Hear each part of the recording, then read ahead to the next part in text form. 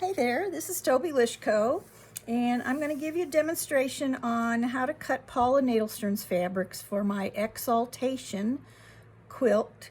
And I'm going to start by telling you, you get with your kits, you'll have this freebie. It's a template that I use for something else, but you can use it for this block. And if you want the pattern that the template goes with, I'll be glad to send that to you too. But all you need is a triangle for this quilt.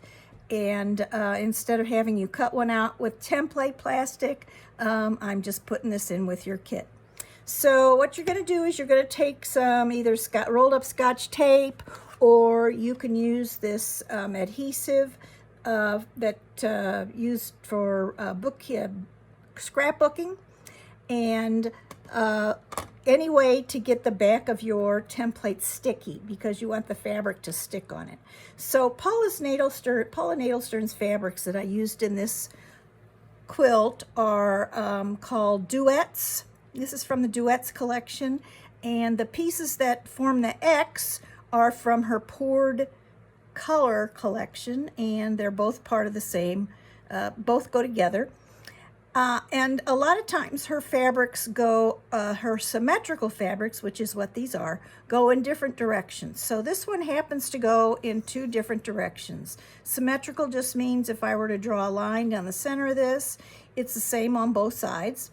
So it's symmetrical going this way, and it's also symmetrical going this way. So you're given about 3/8 of a yard, and it should be plenty because all you're going to need is 2 blocks out of the fabric you're given. So there should be plenty of fabric there if you want to make more blocks. And what you do is you want to take the template, and you want to draw a line down the center of it with not a magic marker, but a permanent marking pen. So you're going to draw a straight line down the center of this template, just like that. And then you're going to take the template and you're going to line it up on the center of one of these symmetrical points. Now, if you happen to get an edge and you can't get it within the symmetrical, within the fabric, starting in the center, then just turn it this way and you'll be able to get some, or you'll be able to get more out of that piece. So I can do it, I can take it in different places. I can use this here if I wanted to. I can use this, but if you come up here, it's a whole different piece than this one is. So this one would probably be better since there's more repeats on the line. So I'm going to just take this, I'm going to put it right center up that center line on the top, and this happens to be the center of this template, so I'm going to use this line down here to center it. And I'm going to use a small rotary cutter. I like to use either this little one, this is a finger cutter, or the Clover 18 millimeter, which is really nice, and I sell these on the website. So I'm going to go ahead and cut this piece right here. I use the small rotary cutter, and I'm just going to cut all the way around it.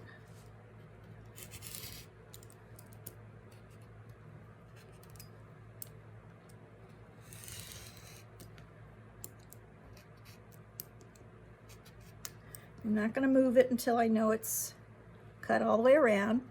And then I'm going to leave it on the template. So then all I have to do is go to the next repeat, which is right here.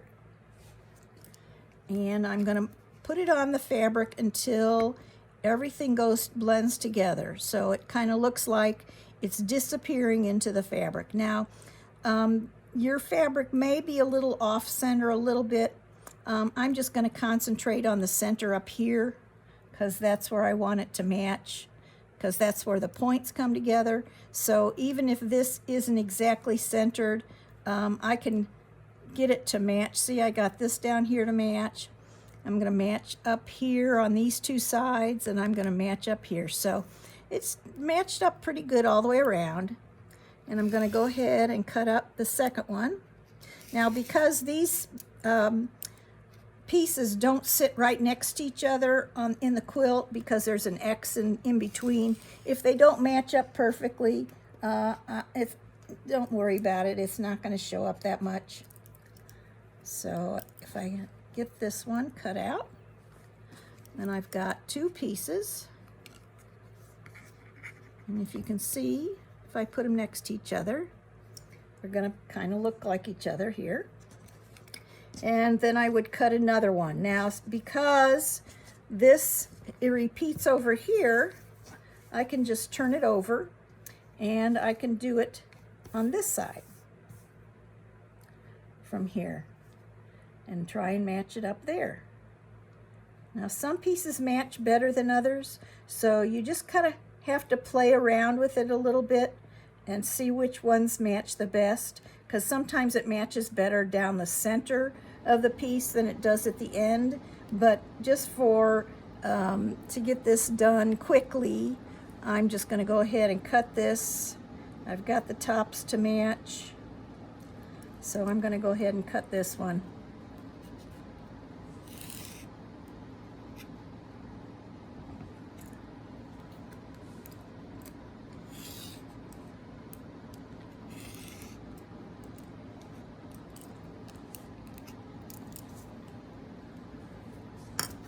Okay, and then after I get 4 of them done, I'm ready to make the blocks. So you can see here's 2 of them.